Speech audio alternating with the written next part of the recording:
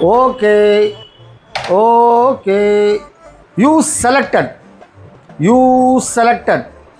You double selected. Okay, okay. Double okay. Hi, hello and welcome to Sai Aquan Pets. இன்னைக்கு நம்ம பார்க்க போற tank என்ன size பாத்தீங்கன்னா உங்களுக்கு 15 inches 1.25 அடி டேங்க்.